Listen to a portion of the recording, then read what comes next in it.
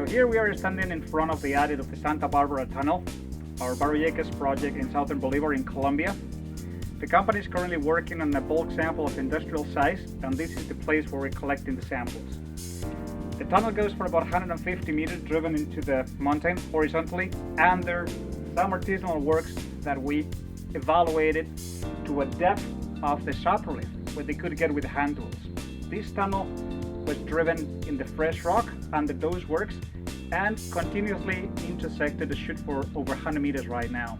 If you want to follow the whole story, come on in. In the summer of 2020, Baroyeca, as part of their due diligence to acquire this property, conducted a series of channel samples along the entire length of the chute for about 120 meters. That was the depth of the tunnel at that time. So this is the first of all those samples where we see a transition between the sap rock and the fresh rock, and this actually returned 102 grams per ton gold, which is the equivalent of 3 ounces per ton gold. That's the first sample. All the samples we took combined returned values over 33 grams per ton, which is over 1 gram per ton average over the entirety of the tunnel, the way we channel sampled at those 15 meter spacing intervals in between the samples.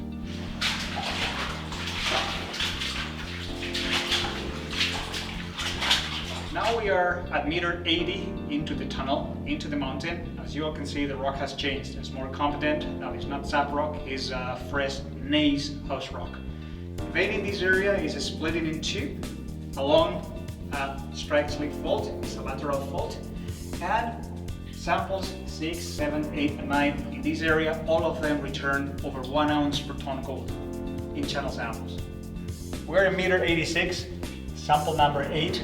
Here the vein is very well developed, so you get thick bands, sulfides in that, you have quartz matrix, these quartz crystals in here. The vein is actually split in two, still split in two in this zone.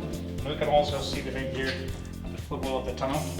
It's all fresh, and we're all ready to develop underground levels if we want in this area as part of the chute.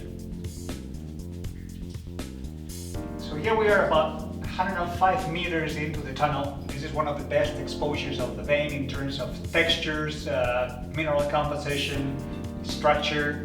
You can see the vein is following a right lateral fault, produces a gouge on this side. Then clearly we can see the repetition of bands is multi-episode crack and seal, typical orogenic vein. Sulfide content adds up to about 30%, 40% locally. Pyrite as a dominant sulfide, some galena, some sphalerite, very minor chalcopyrite. Sericite alteration is conspicuous in the area, and then the host rock, as we can see, is a San Lucas gneiss, very red, very rich color. These veins are hosted in the basement. Then continues, pinching, swelling, like always consistently very rich in sulfides. So we are now 150 meters into the mountain, and this is the end of the Santa Barbara Tunnel as we left it. The vein is still in the mine phase, and we have started crosscut. Right now it's being driven for about 30 meters to intersect the parallel vein system, where we can start parallel veins development in separate bulk samples. That's the approach, understanding the geometry, the extension, the shape of the veins.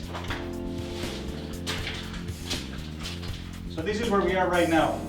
This is the end of the crosscut tunnel that we're driven perpendicular to the main tunnel following the Santa Barbara vein. We started this tunnel at meter 130 and is now going for 20 meters.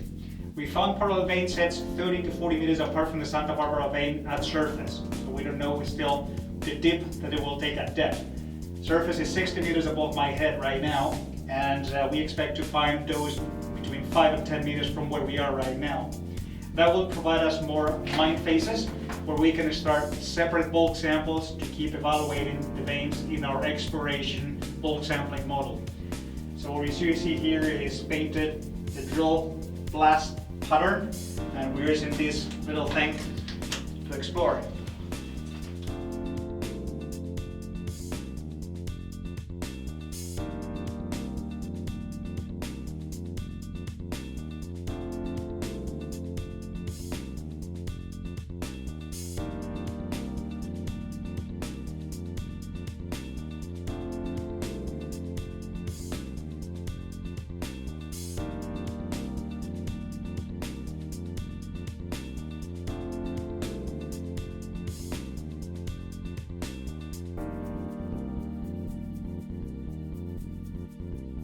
Baroyeca is currently in the process of collecting a 500-ton industrial-sized bulk sample from the Santa Barbara exploration tunnel. So the samples from the tunnel is pure vein material, and at the tunnel, every batch is consolidated to a nominal weight of 10 tons.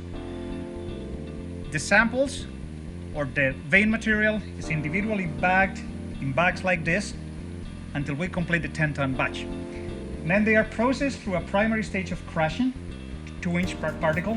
It goes to a second stage of crushing, 14-inch particle, and from there we go to the milling section.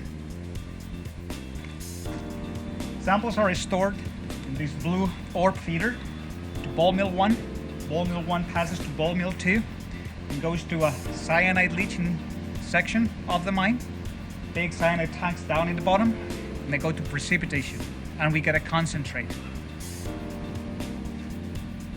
Now there's no losses in the process. We're not using any gravity separation, any flotation, so everything that goes to the crusher ends up in the cyanide and the precipitation tank. We collect the sample before cyanide. We collect that in the cyanide tanks before we add any chemicals or reactives, and we can consider that sample homogenized, and this is where we collect our head grades. Currently, our head grades are in excess of 23 grams per ton gold, and some recovery tests that we did on the concentrate, they all in the range of 20 grams per ton consistently.